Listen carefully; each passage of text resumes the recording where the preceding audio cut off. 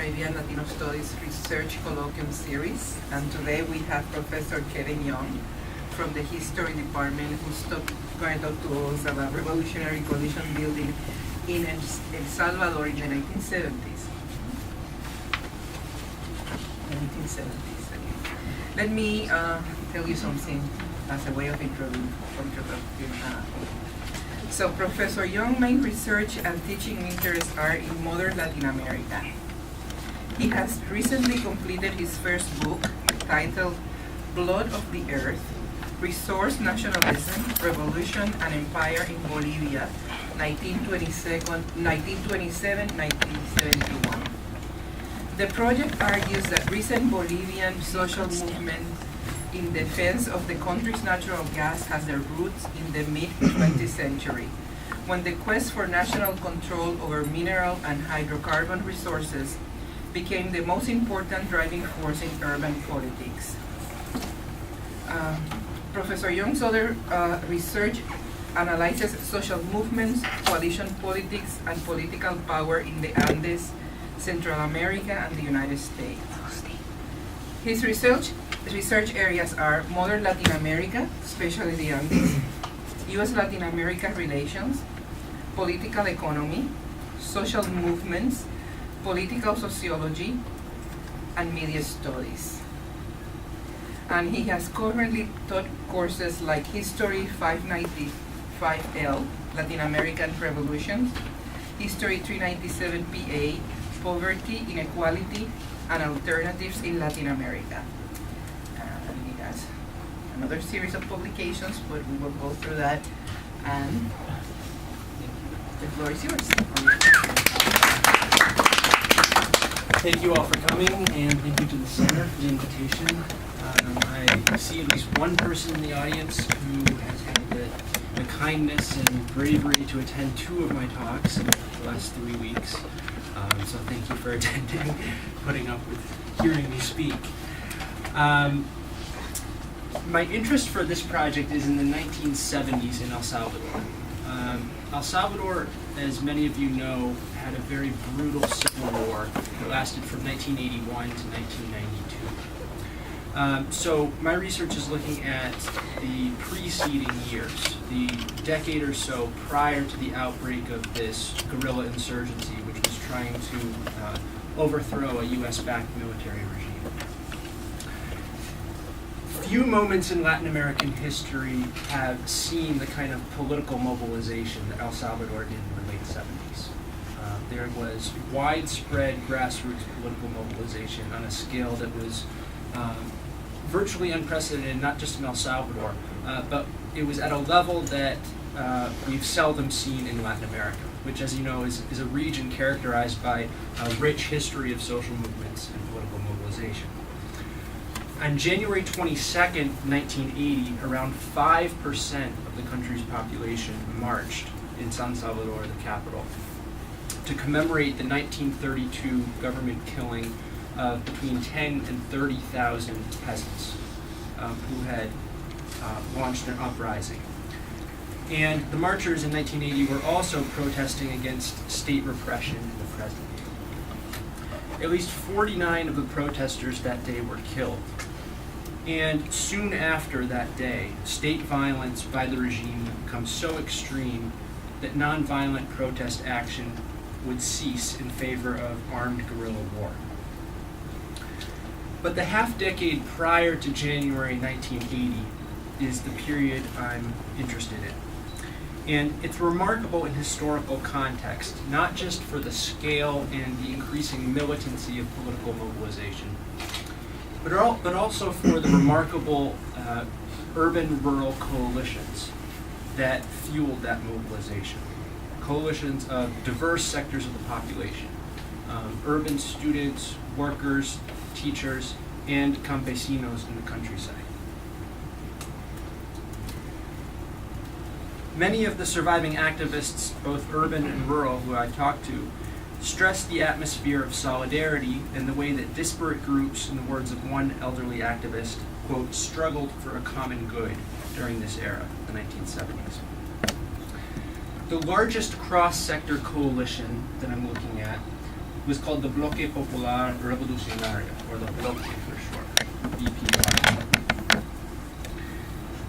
And it was the BPR that played the most important role in mobilizing for that January 1980 march that I talked about, that drew 5% of El Salvador's population. When it was founded in 1975, the Bloque included these 6 groups. The first 2, which were numerically the most important, were peasant federations, FECAS and the UTC. And they were committed to struggling to improve the wages and working conditions of peasants who labored on coffee and sugar plantations. And they also fought for the rights of peasant smallholders and landless peasants. So they wanted land redistribution and other reform measures. Second in importance was a high school student organization named MERS. Interesting to note that the high school students were actually more politically significant here than university students. Next on the list, Andes 21 de Junio, was the Teachers Union, which was an incredibly important political force in the country starting in the 1960s, and I'll say more about that in a minute. The head of Andes, a woman named Melida Anaya Montes, became the first general secretary of the Bloque. So the teachers played a key role in this coalition. And then lastly, there are 2 smaller groups in the Bloque, a group of university students and a group of urban barrio dwellers. On this slide, I'll just call attention to the logo of the Bloque here. I'm sure you've all seen the traditional hammer and sickle sign representing the hammer representing urban workers and the sickle representing rural workers. This idea of the worker-peasant alliance has been central to a lot of revolutionary theory going back to the 19th century.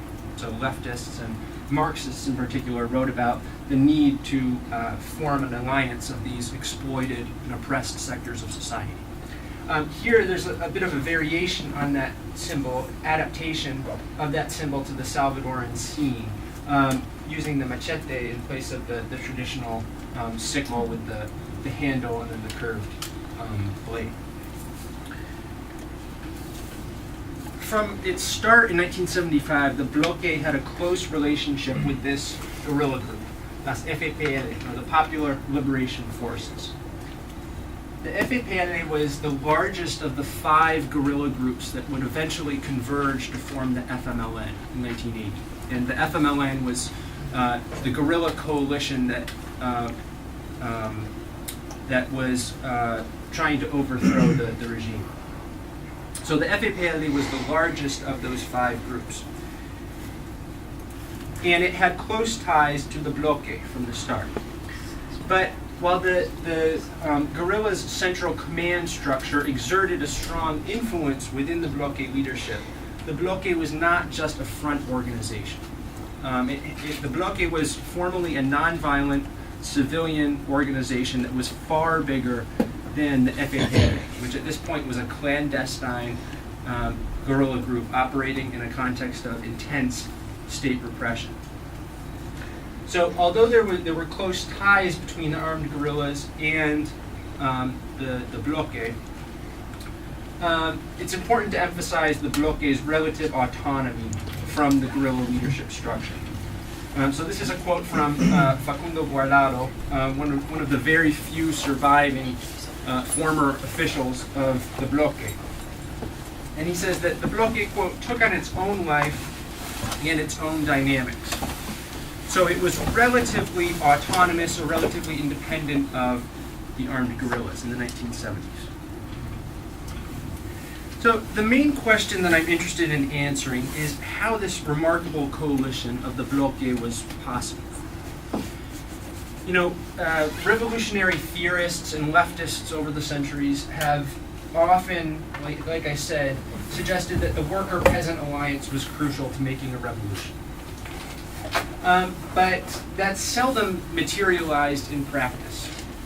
For a variety of reasons, different groups in society, however exploited and oppressed they may be, seldom join together in this kind of coalition that we see in the Bloque. So this is the point that really attracted my attention here, and the question that I was really trying to answer. What was it about the bloque, what was it about El Salvador during the 1970s that allowed all of these groups to come together in really a highly effective political coalition that we don't, of the kind that we don't often see in Latin American history? El Salvador in the 70s and 80s has often been a focus of social scientists.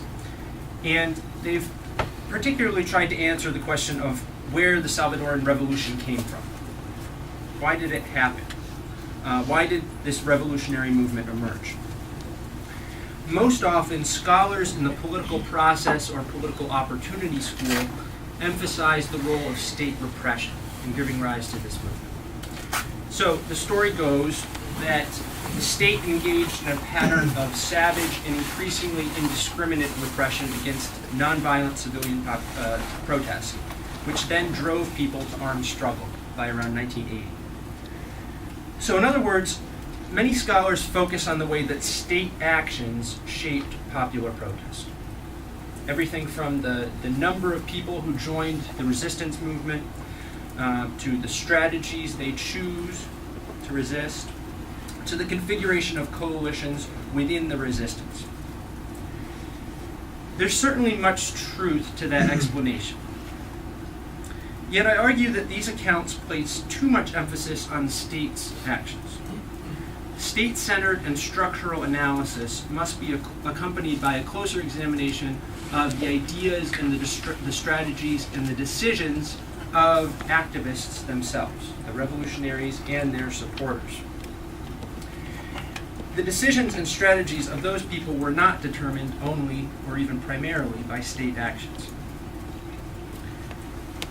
So I want to highlight some factors that a more actor-centered approach brings into focus here. And there are dynamics of the Bloque coalition that oral histories in particular have been very helpful in understanding in a way that written sources haven't. So I'm going to rely primarily on the 20 or 25 oral histories that I've conducted to this point. I will say that this project is still in progress. So I'm still in the process of doing the research. The conclusions that I'm presenting here are by necessity rather tentative. So keep that in mind, and I'll be very interested to hear what people have to say about it. Looking at the map of El Salvador here, my research to this point has focused on two areas. One, eastern Chalatenango, this large department in the north of El Salvador on the border with Honduras.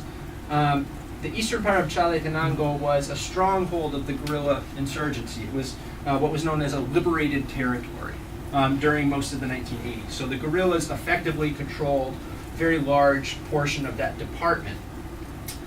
With the exception of the air. They were always subject to aerial bombardments by the country's air force using U.S.-provided planes and munitions. But on the ground, they effectively controlled much of this area. Chalatenango had also been a center of peasant organizing prior to the outbreak of the war. And the second region is in the northern part of San Salvador department, where the capital is located. And it's in this region where you can see it's labeled Aguilares there.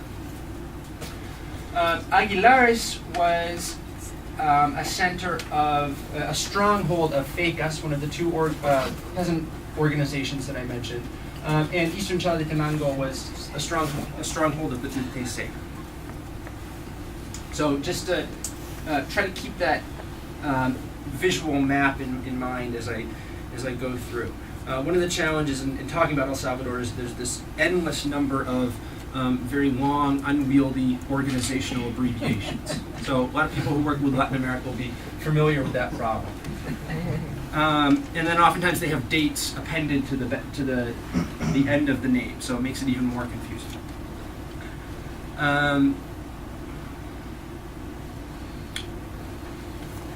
So what are some of the key factors in the formation of this coalition that I think oral histories bring out. One is a shared political culture of progressive Catholicism. There's been a lot written about liberation theology, which was a dissident current within primarily the Catholic Church that emphasized the need to struggle for justice and peace here on earth, rather than simply waiting for rewards in the afterlife. So one of the traditional messages of the church has been that people should endure their suffering quietly and wait for a reward in heaven when they die. Poverty and injustice are essentially the will of God.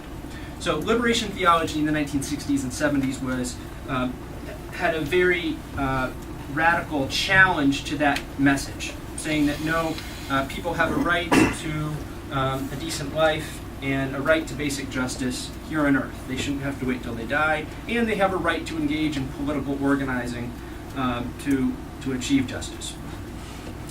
Many observers have stressed the role of liberation theology in increasing the willingness of people to participate in political mobilization.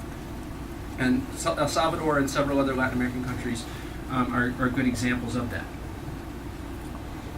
In El Salvador, there were between 50 and 60,000 people participating in structures known as Christian base communities by the mid-1970s. These were local, religious-based organizations that came together to study the Bible. They worked on community improvement projects, and they eventually became the nuclei of the peasant organizations that I showed on the last screen, FECAS and the UTC. Many of the rural organizers who would become the central leaders of FECAS and the UTC developed their organizing skills as catechists, as members of these Christian-based communities. So the Christian-based communities were really key incubators for the peasant organizers who would become so important later in the 1970s. In El Salvador, liberation theology also had a more specific impact, which is what I want to stress here. And that is the role of progressive religion and morals more broadly in fostering a sense of solidarity and common cause among people from different sectors of society. Progressive Catholicism not only led to increased participation in opposition movements, it also served to bridge divides among disparate groups of people. So I'll give you a couple examples. Julio was an urban youth activist, closely involved with Catholic programs, Catholic charity work. He came from San Salvador, and he recalled that, well, if they had just one tortilla, they'd give it to you. He's speaking of peasants. So his experience of going out of the capital city for the first time, traveling to the countryside, and he was doing literacy training, which involved living with peasants. So he's talking about his impressions of them. And he says the starting point for this connection between urban and rural activists was the heart rather than ideology. So in other words, it was a shared sense of values and sense of justice, shared morality that connected people rather than ideological doctrine. He says what mattered was the human part. Likewise, a young peasant woman from Chalatenango who I've interviewed, named Elia, came to the UTC, in her words, through the Bible. So the Bible was crucial to her initial politicization. And religion was also key in connecting her to urban activists, like Julio. For her, the massacre of urban student protesters on July 30th, 1975, which is a big deal in the history of 1970s El Salvador, dozens of mostly student marchers were massacred by the Army and National Guard in San Salvador.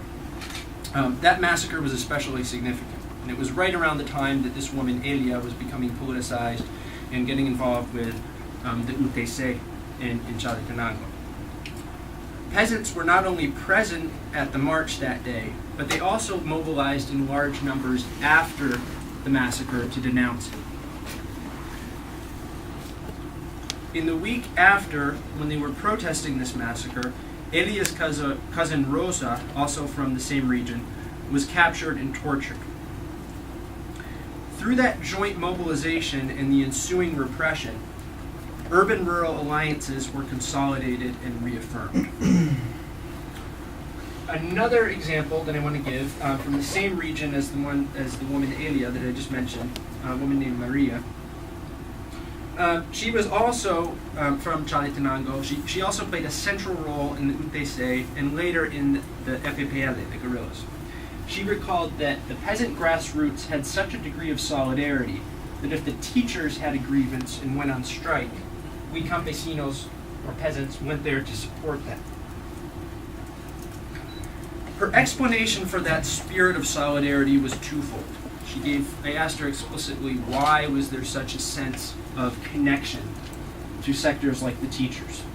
And she gave two explanations. She said, first of all, it's the spirit of liberation theology, that is popular Catholicism. And secondly, the repression that they, meaning the state, unleashed against us.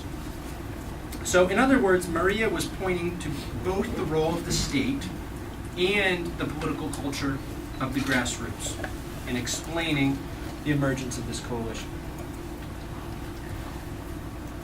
Another point that I'd like to emphasize about liberation theology is that its diffusion, its spread through El Salvador, was never simply a one-way process spearheaded by a progressive clergy. It was simultaneously a bottom-up process in which poor people themselves often pushed and challenged even those so-called progressive church leaders. There are a number of good anecdotes to this effect, but I'll give one of the little bit more colorful ones. So this one comes from an interview that I did with a former youth catechist from the Aguilares region, whose name is Maria Elma. And she's recalling her interaction with another young organizer named Patricia Puertas, or Ticha, as she was known. So, Ticha was criticizing the way that many people affiliated with the church were overly committed to talk and not enough committed to what she calls practical action. He says we have to take practical action to start organizing people, and if you don't commit yourself to a struggle for justice, what good is it to walk around with the Bible? You just censored yourself. I censored myself, yeah.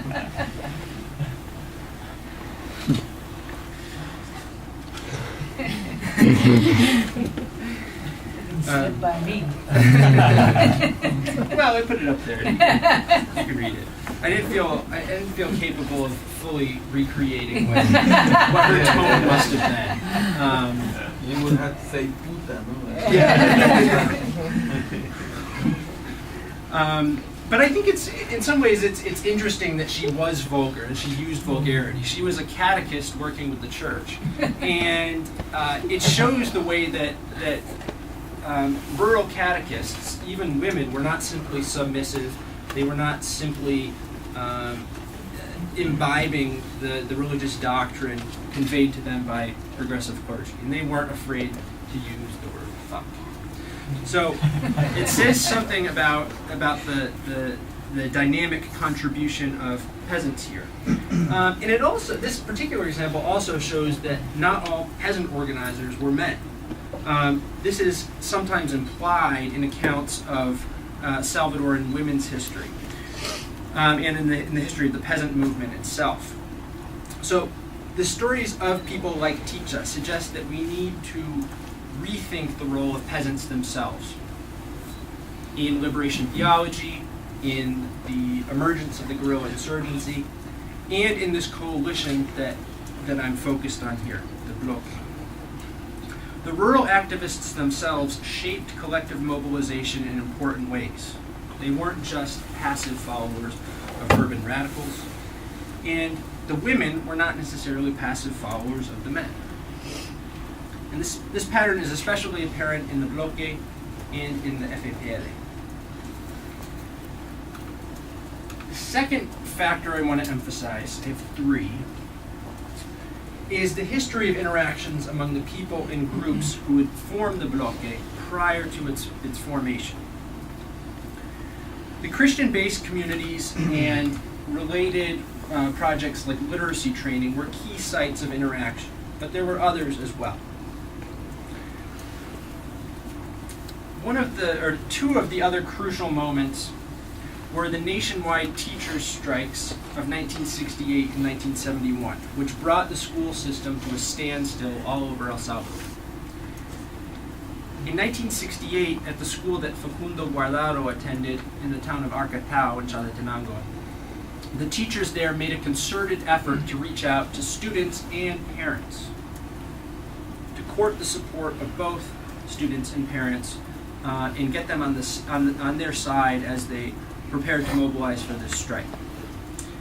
As a result, at his particular school, all of the students except the children of the principal and vice principal went out on strike with their teachers.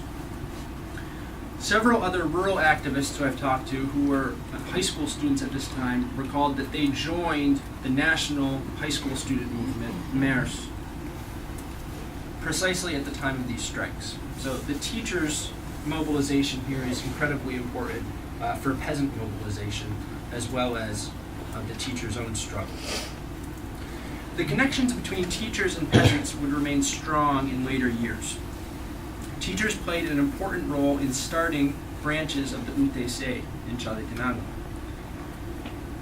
Because of continued teacher support for peasant demands, Daniel, a former leader of the teachers' union, says that, quote, peasants developed more sympathy for the teachers, and the struggle then built the alliance.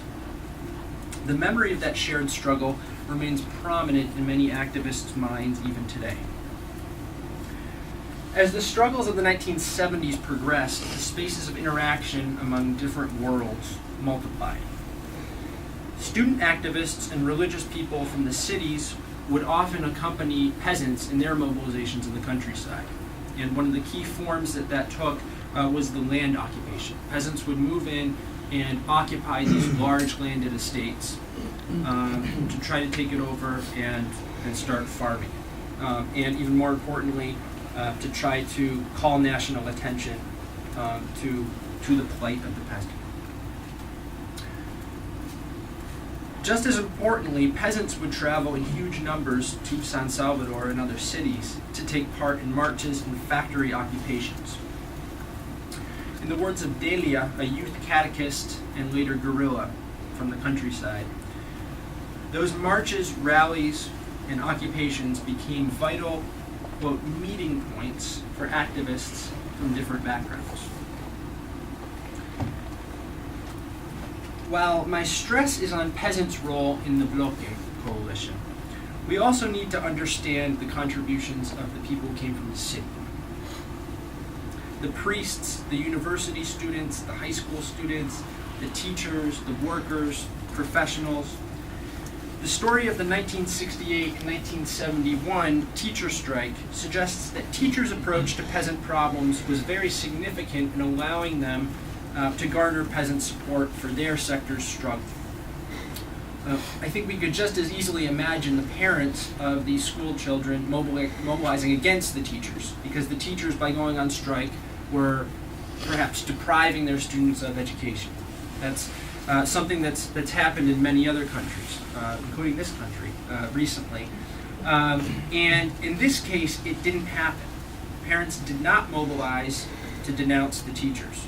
Instead, they displayed support and solidarity for the teachers' strikes.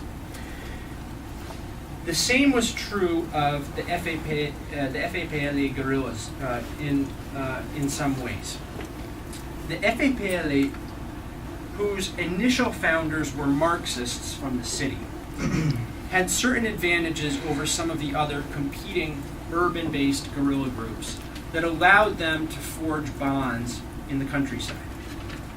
And several elements of the FAPLA's ideology and approach to movement building are important to note here. And this is the third major factor that I want to highlight here to emphasize this coalition, to explain this coalition. First of all, the FAPLA leadership placed a greater emphasis on mass political organizing than many of the other guerrilla groups did. They were inspired partly by the Chinese and Vietnamese revolutions, leading them to stress the importance of a worker-peasant alliance. In the Chinese and Vietnamese cases, the role of peasants had been central to the guerrilla insurgency. The FAPLA leadership is highly influenced by those cases. They devote a great deal of time and energy to analyzing the lessons of those then recent experiences. As early as 1972, 2 years after the group's founding, the still clandestine FAPLA decides to prioritize work among peasants, students, and teachers, 3 groups. And within a few years, it was able to recruit an impressive core of organizers within each of those sectors. Most remarkable, perhaps, was a guy named Apolinario Serrano, whose biography yields insight into the emerging urban-rural ties of the 1970s. Apolinario Serrano was a poor peasant from the Aguilares region north of the capital. He started off as a youth catechist, so working with the church, local priests. He joined FECAS, the peasant organization in Aguilares, and he actually learned to read, according to one person I interviewed, in a couple weeks. So he was illiterate when he joined, and he supposedly learned to read within a few weeks. And not only that, but he actually started writing political propaganda. He actually wrote a good deal of FECAS's own political propaganda.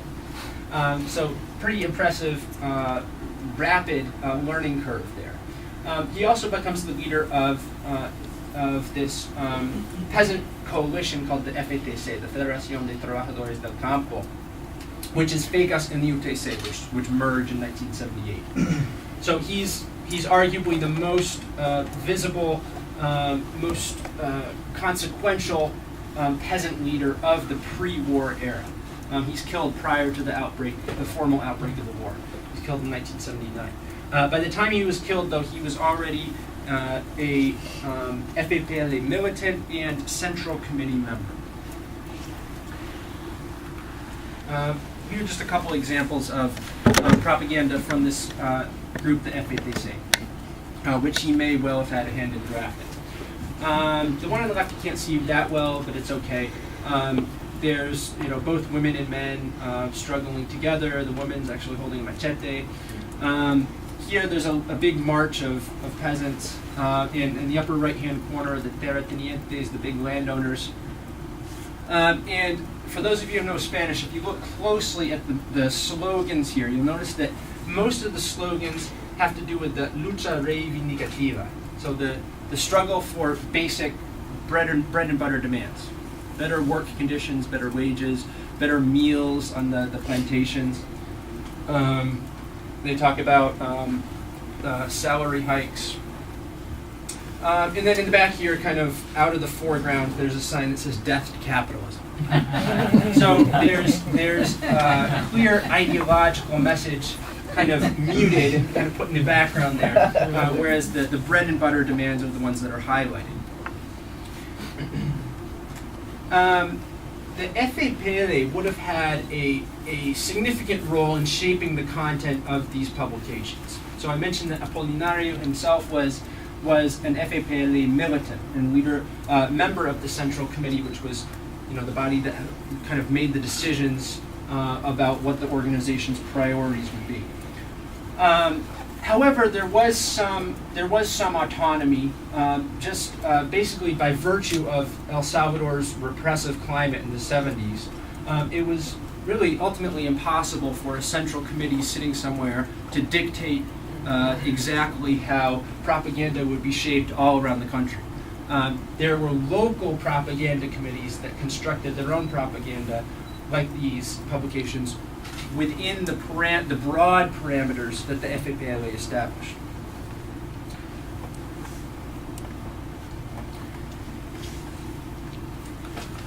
a couple further notes about the FAPLA's approach to mass organizing, which I think help explain how it was able to spearhead this coalition. The FAPLA's base among urban workers remained weak until after 1977 or so. So, contrary to this slogan of the Worker-Peasant Alliance, they were actually kind of weak on the worker end. They had much more peasant support than urban-based workers, in part because in a country like El Salvador, there wasn't a large industrial proletariat. There wasn't a huge mass of urban-based wage workers. But the FAPLA consistently emphasized this idea of the Worker-Peasant Alliance. And have just a couple excerpts from a 1976 Bloque document. So here they're saying the main motor force of our revolution is the Worker-Peasant Alliance. And here they're emphasizing the need for action and self-organization by the so-called masses themselves. In the third quote, they're saying, the popular masses are not simply supporters of the revolutionary struggle, but rather the actors in those struggles, their motor forces. So this final passage suggests that despite its vanguardist self-conception, this idea that the FAPLA leadership was the so-called vanguard who would design and orchestrate and conduct the revolution along a specified pathway. This final quote suggests that they recognize the need for the self-organization of peasants and workers themselves. The masses could not be simply supporters of the revolutionary struggle. So there's an interesting and ongoing tension here within the FAPLA's approach to mass organizing between its self-conception as a vanguard, revolutionary vanguard, and its realization of the need for the self-organization of the masses. The FAPLA's success also stemmed from its ability to adapt to its environment during the 1970s. Its interpretation of Marxism became less schematic or less doctrinaire, in the words of a former FAPLA official, precisely as a result of its mass work in the mid-1970s. In a variety of ways, the urban Marxists who founded the group in 1970 were compelled to adapt their strategy and their organizing practices to make the organization more appealing to peasants. I'll give you 3 examples. First of all, they got rid of their early insistence on atheism. Religion, according to traditional Marxist thought, was antithetical to human liberation. The opiate of the masses. Sorry? The opiate of the masses, right, in the traditional Marxist formulation. It was something that distracted people from the struggle for justice in the here and now. Early on, they basically held to that conception, but by the mid-70s, they increasingly discard it and explicitly reach out to religious believers, emphasizing the compatibility of Marxism and religion. Secondly, they started to relax their emphasis on workerism, meaning the notion that the industrial worker was the leader of the revolutionary struggle. Orthodox Marxism had emphasized the role of the industrial proletariat in leading revolution. They rethink that notion in the 1970s, as I kind of alluded to, and stress the need to reach out to new revolutionary subjects, like peasants, students, teachers, and the urban poor.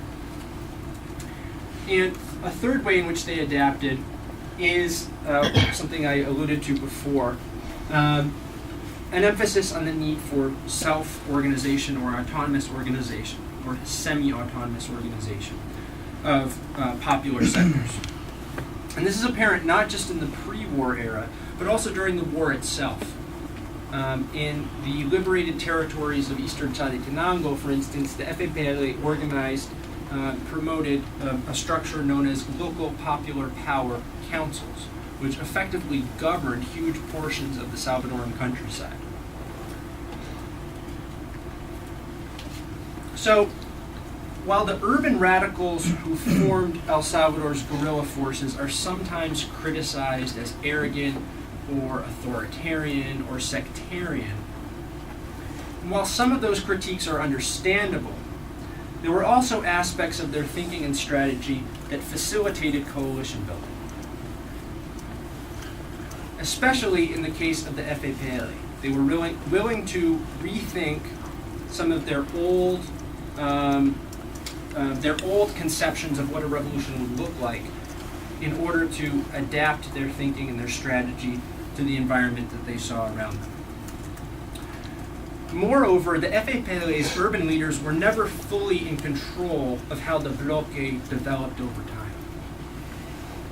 In the words of Quique, an urban collaborator with FECAS from San Salvador, those who controlled the situation in the countryside were the peasants. A final point that I'd like to make is that building coalitions in the 70s depended to a great degree on trust. And the ability to cultivate trust depended on personal and organizational style.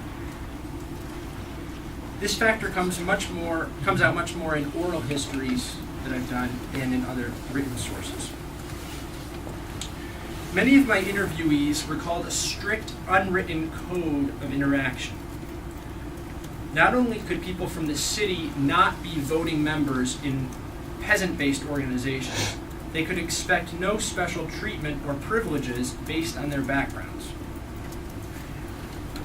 A woman named Azucena, who was a rural catechist, supporter of FECAS, also in Aguilares, says that the urbanites, the people from the city, had to lower themselves because they weren't allowed to make decisions or take on leadership positions based on their status.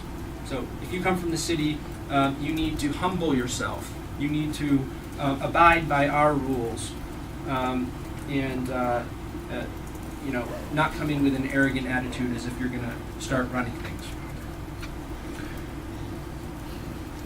Maria, another rural activist, actually the one I mentioned before, when I asked her about tensions that emerged between urban and rural organizers, she says, I wasn't aware of any conflicts. The people who came from the city were proletarianized. Andres Torres Sanchez, who was a significant organizer from this, well, he had a complicated background. He was actually of peasant background, but had spent a lot of time in the city. She was talking about him as a particularly key organizer in this region. She says he went to speak to the peasants, he held meetings, but he also went to the fields to work, to cut sorghum, to pick corn. So she's emphasizing the respectfulness, the humility, and the absence of arrogance among key coalition builders like Andres Torres Sanchez. There are also some interesting counterexamples, which tend to be juicier, of instances where coalitional efforts failed. Various urban-based activists describe incidents in which urban activists acted indiscreetly in the countryside, often by breaching patriarchal or traditional community norms. So, going back to this guy, Apolinario Serrano, one of the people I talked to, Quique, recalled that Apolinario paid close attention to style. He realized that the manner in which you act was crucial to building relationships. Quique's friend Julio, who was also from the city, and I mentioned him before, shared an anecdote about going to see Apolinario speak in the mid-1970s. So Apolinario came to San Salvador to speak to a small urban crowd of activists. And Julio attended, and he was expecting to be awed by the brilliance, so in his words, the brilliance of Apolinario's analysis. Instead, the main thing that Apolinario said was that young male revolutionaries have to keep it in their pants. That was his key advice, rather than going into some deep or profound ideological analysis of the country and its situation. His main advice was urban males who come from the city have to keep it in their pants when they go to the countryside. And Julio said, "I felt so disappointed in his talk." Later though, he realized the importance of that warning when a FECAS activist in the northwestern part of the country, who was trying to build connections in a new zone of the country, slept with a young woman from the area without first publicly announcing his interest in her and asking permission, as he was supposed to do. The result, Julio said, was that the political work in that zone collapsed. So that what we might call indiscretion serves as a counterexample, someone who failed to absorb these kinds of behavioral codes and abide by them. So, returning to the question of how the bloque was possible. Structuralists and state-centered approaches take us part of the way. They emphasize, for instance, the declining economic situation of both urban and rural sectors of the economy in the 1970s. With regard to the state, they point to its savage repression of dissent in both the cities and the countryside, and the way that repression not only increased political mobilization and armed political mobilization, but also helped to unite different sectors of the population: peasants, students, workers, and so on. However, repression was not simply a continuation of the brutal history of El Salvador's landowning class and armed forces. It was also a calculated response to something.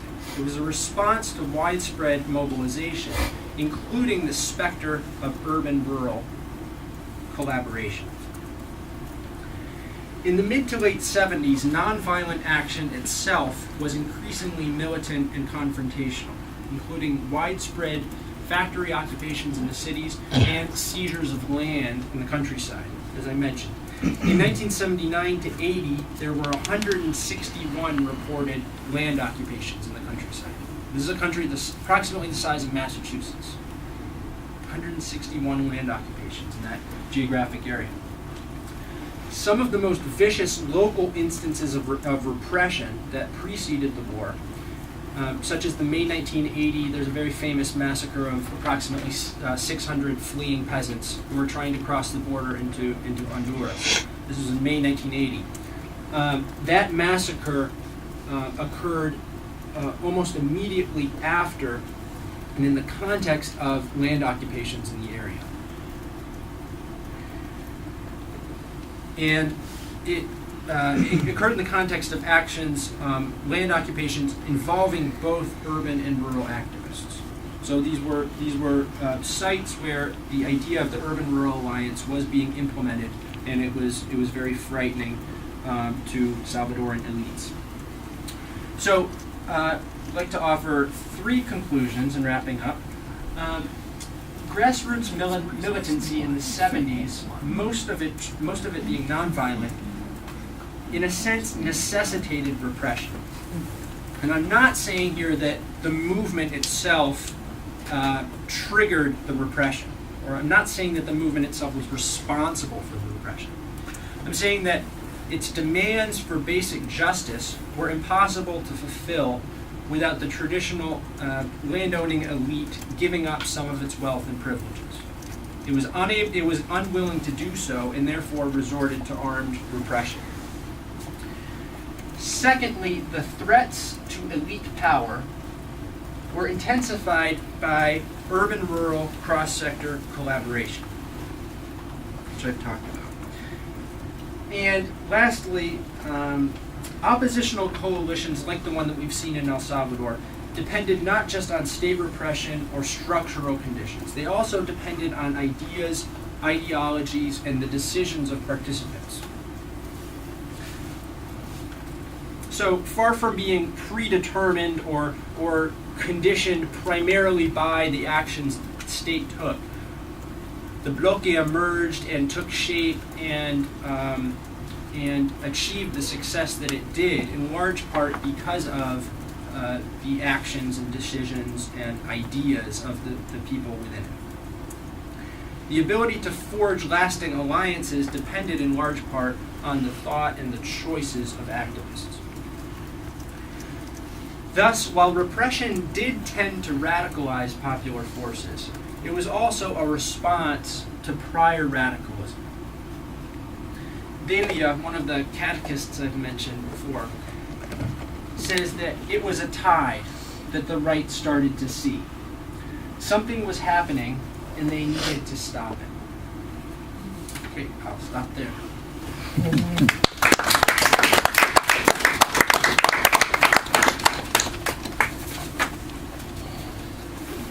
Think you have questions?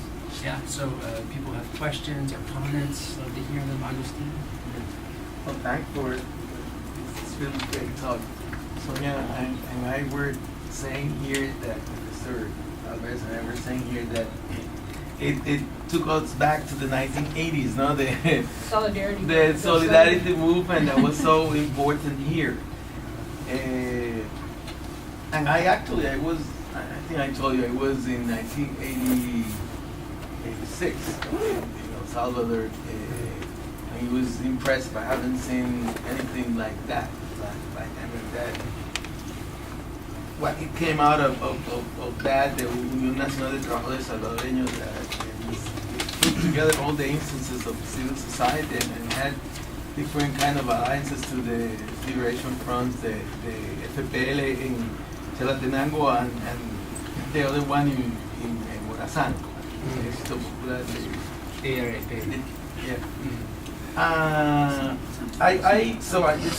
a very good way of setting the historical foundation of the 1980s. I was thinking about two things that you hit into and did not go in detail into it. One is the question of memory. When you were talking about the 1968 and 1971 strikes, you said that people still remember it, and I remember one of the things about that struck me was about the long-term memory. Remember talking to Miguel Mármol before he died. Miguel Mármol, as you know, was founder of the Communist Party of he was officially killed, no? In 1937, when Agustin Farabundo Martí, etc., when the uprising in the 1930s, and then he let them think that he was dead. He didn't die, and he went to Guatemala and founded also the Communist Party of Guatemala. And Roque Dalton wrote a book about him. So I remember meeting Miguel Mármol at the end of his life, and he's saying that before Lenin they had revolutionary socialism in El Salvador, and he was talking about the early late 19th century uprising. Also, so they had this long-term memory that I think that is part of that political culture. And I wonder how salient that is in order to explain that what happened in the 1970s. That long-term memory from the 19th century, 1930s, not only in the activists but also in the people themselves. And that is related to the second question, which is how that built into a political culture that could have been peculiar, given the long-term history of mass struggle that they have there in El Salvador. Wait, the second point, can you just restate that? Was that a question or? It's memory and political culture, and which actually goes back to, as Miguel Mármol was saying, to Anastasio Aquino in 1837. Yeah. I think that memory is tremendously important. I didn't say much about it, but the march that I started out with, January 1980, this biggest march in Salvadoran history, was on the anniversary of this 1932 uprising, which resulted in this horrendous slaughter of thousands of peasants. So that 1932 was probably the biggest historical referent in the context of the 1970s. But it wasn't necessarily something that was talked about a lot because it had resulted in such carnage. It hadn't achieved its goals.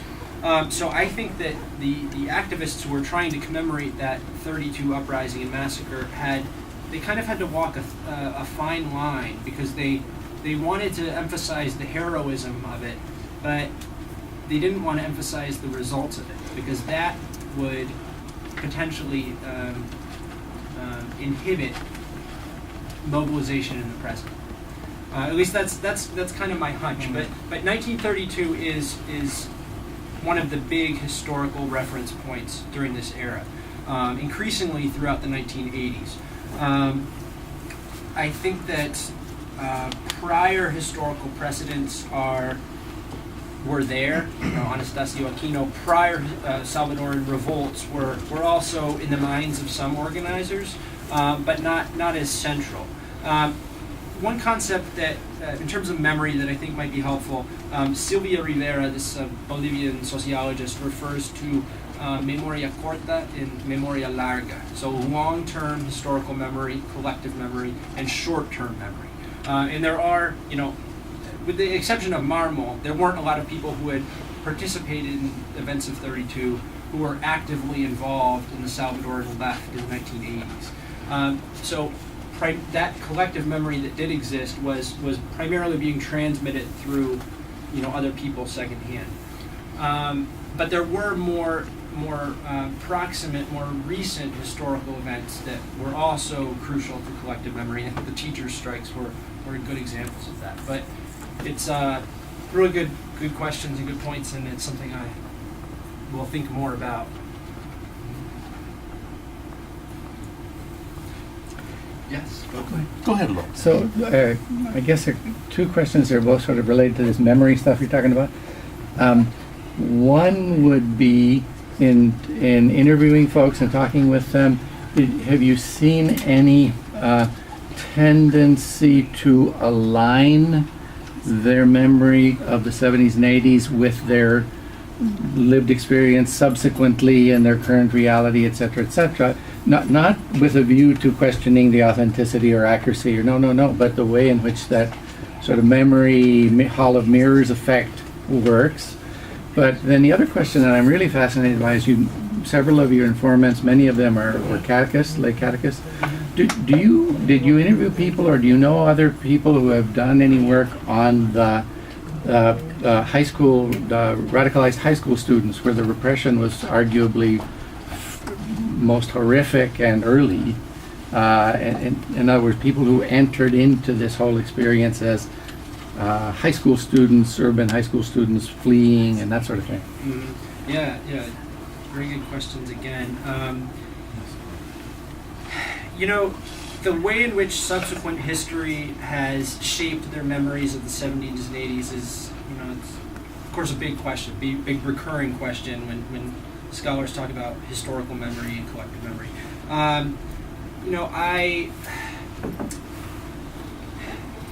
It's almost hard for me to discern consistent patterns.